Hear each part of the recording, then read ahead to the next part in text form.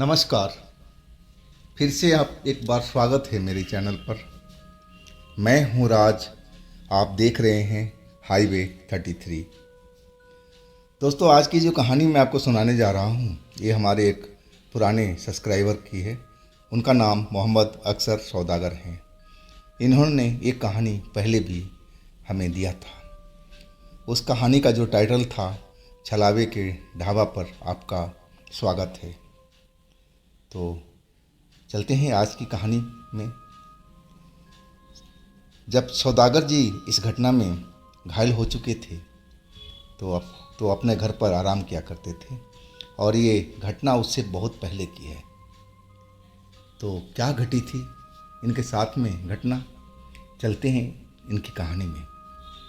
लेकिन दोस्तों, अगर आप मेरे चैनल पर नए हो और अभी तक मेरे चैनल को सब्सक्राइब नहीं किया है तो प्लीज़ कर लीजिए, और साथ में बेल आइकन को दबाना ना भूलिएगा। तो शुरू करते हैं आज की कहानी। दोस्तों, मेरा नाम मोहम्मद अक्सर सौदागर है। एक कहानी मैं पहले भी दे चुका हूँ, और ये मेरी दूसरी कहानी है। जब मैं बिल्कुल स्वस्थ था और एक हैवी लोडर मैं क्रेन चलाया करता था। मेरे साथ में मेरा असिस्टेंट था, उसका नाम था संतोष। संतोष और मैं दोनों मिलकर के एक से एक भारी काम किया करते थे। कहीं पर रोड एक्सीडेंट का कोई गाड़ी को हटाना हो, मशीनरी सामान को इधर से उधर करना हो, तो हमारी ट्रेन का लोग सेवा लेते थे। हम लोग, जो हमारे मालिक थे, उन्हीं के घर के पास में गैराज था, और वहीं पर हम लोग रहा करते थे। जिस दिन ये घटना घटी थी, सुबह से हमारे पास में कोई कंप्लेंट नहीं था, ना कोई काम था। सारा दिन हम लोग आराम करते ही रह गए। रात हुई तो खाना खा कर के हम लोग गैरेज में ही कमरा था, और वहाँ पर हम संतोष और मैं आराम करने लगे थे। आखिरकार रात का करीब 11 बजे मालिक आ गए और कहने लगे कि आप लोगों को अभी निकलना पड़ेगा। एक बस की एक्सीडेंट हो गई है, और उस बस ने पूरा रोड को घेर रखा है। ट्रैफिक वहाँ पर जाम हुआ पड़ा है। आप लोगों को अभी के अभी निकलना पड़ेगा और उस रोड को क्लियर करना पड़ेगा। उन्होंने एड्रेस बताया, जो आकोट गांधी ग्राम रोड था, और वहाँ से कुछ ही किलोमीटर की दूरी पर था। हम लोग जल्दी से तैयार हुए और अपना क्रेन लेकर के चल पड़े।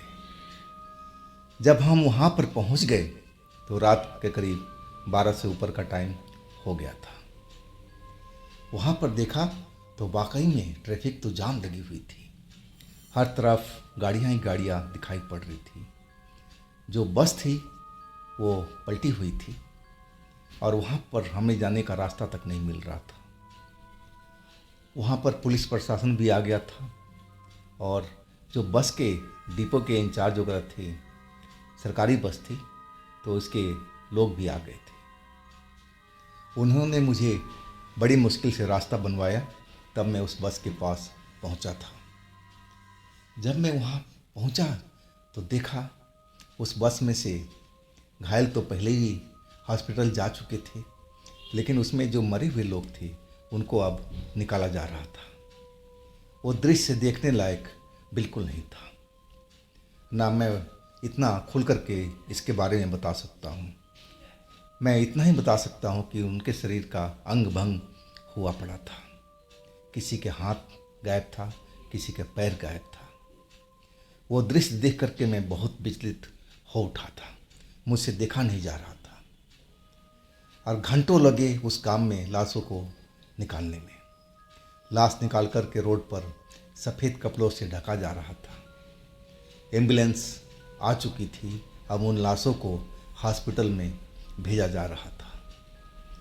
अब रात के करीब 1:30 बज चुका था, और इसके बाद में अब मेरा नंबर आ चुका था उस बस को साइड में करने के लिए।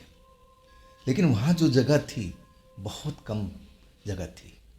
वो बस बीचों बीच रोड पर पलटी हुई थी, और हम अपना क्रेन का जुगाड़ लगा करके उसको साइड में करने की कोशिश कर रहे थे, लेकिन बस लंबी थी और जगह छोटी। बस साइड में होत रही थी, लेकिन इतना जगह नहीं हो पा रहा था कि ट्रैफिक सुचारू रूप से चले। अब पुलिस वाले तो अपना काम कर गए थे, लाशों को ले जा चुके थे। अब जो काम रह गया था, जो बस का डिपो वाले लोग थे, वो बस को साइड में करवाना था, बस को यहाँ से उठवाना था। और मैं कहने लगा कि जो इंचार्ज थे वहाँ के बस के, कि साहब बस तो बहुत लंबी है और जगह कम पड़ रही है, कैसे करें आप। तो कहने लगे देखो थोड़ी देर में हमारा जो सीनियर बॉस हैं वो आ रहे हैं और वही फैसला कर पाएंगे कि अभी करना क्या है। अभी तो आप इस बस को नीचे धकेल दो। नीचे का मतलब कि जो रोड था ऊंचाई पर था और जो वहाँ के खेत वगैरह थे वो नीचाई पर था। धकेलने के मतलब कि वो नीचे जाके बस गिरती और फिर वहाँ से हमें निकालने के लिए कहा जाता तो बहुत मुश्किल हो जाती। मैं उनको समझाने के लगा कि साहब देखो मैं धकेल तो दूंगा, रास्ता भी खुल जाएगा, लेकिन आप फिर कहोगे कि उस बस को नीचे से निकालो तो रात का माहौल है सर, ये हो नहीं पाएगा, बहुत मुश्किल होगा। वो कहने लगे कि अरे अभी तो आप रास्ता खाली करवाओ, इस बस को नीचे धकेल दो, अभी हम लोग का अफसर आ जाएंगे तो सही फैसला वही ले पाएंगे कि करना क्या है। आखिरकार मुझे उस बस को नीचे धकेलना पड़ा। अब बस जाकर के नीचे 15-20 मीटर के नीचे गिरी खेत में और तब जाकर के वो रास्ता खुल गया था। रास्ता जब खुल गया तो अब रोड बिल्कुल सुन सपाटा पड़ चुका था। अब तो वहाँ पर कोई ट्रैफिक दिखाई नहीं पड़ रहा था। सारे जो जाम में फंसे हुए लोग थे उस जगह से निकल गए थे। बिल्कुल रोड खाली खाली सा नज़र आ रहा था।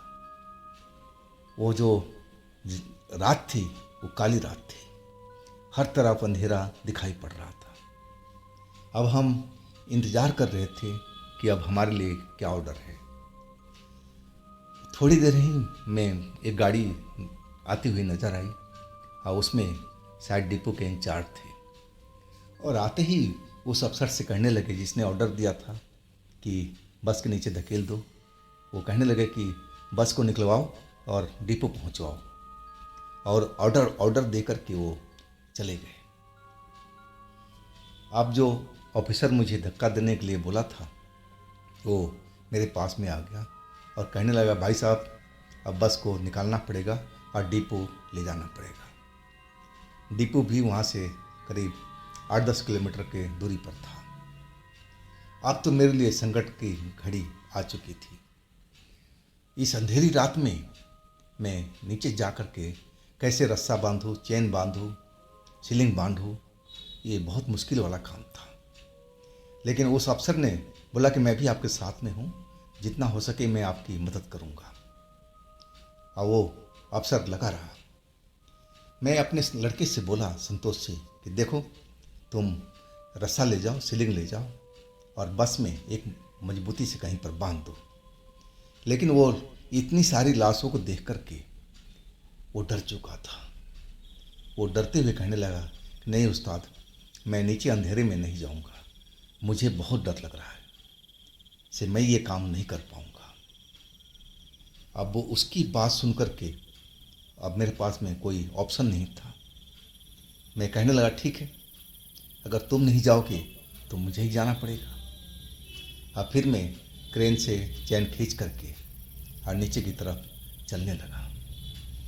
जब मैं नीचे पहुंचा जहां बस गिरी हुई थी तो वहां पर दो हिलती हुई सफ़ेद चीज़ मुझे दिखाई दी। अंधेरा इतना घना था वहाँ पर, और वो सफ़ेद क्या चीज़ थी जो हिलती डुलती नज़र आ रही थी और उसी बस के पास में। वो बस तो बिल्कुल खाली था जब हमने धक्का दिया था। तो ये चीज़ क्या है? मैं अब बस के पास पहुँच गया। जब बस के पास पहुँचा तो क्या देखता हूँ कि जो सफ़ेद चीज़ हिलती डुलती दिखाई पड़ रही थी वो तो इंसान जैसे दिखाई पड़ रहे थे, सफ़ेद कपड़ों में। कपड़ा उनका बिल्कुल सफ़ेद था और उस अंधेरे में भी चमक रहा था। और वो बस के पिछले हिस्से के पास में खड़े हुए थे और शायद मेरी तरफ ही देख रहे थे। अब ये सब चीज़ देख करके मन में एक डर सा बैठ गया कि आज इतनी अंधेरे में और इतना नीची जगह पर खेतों में ये कौन लोग हैं, ये क्या कर रहे हैं यहाँ पर। सही मायने में मुझे उस टाइम तो बहुत डर लगा था, लेकिन मैं डर को परे कर दिया।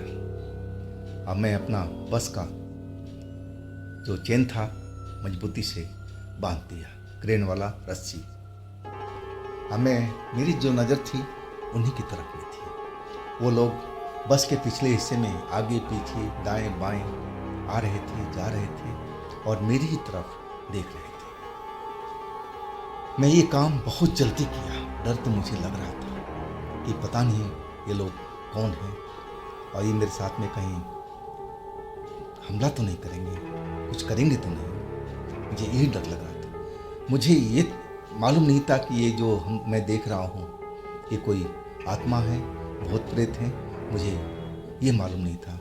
मुझे डर था कि कहीं चोर बदमाश हो, कोई लुटेरे हो और वो मुझ पर हमला कर दें। शायद वो जो नीचे बस गिरी थी उसमें हमने जो धकेला था, शायद उसमें कुछ कीमती चीज़ हो और इसके लिए वो नीचे गए हों और उस बस में तलाशी ले रहे हों कि कोई चीज़ मिल जाए उनको। मुझे ऐसा ही लगा था।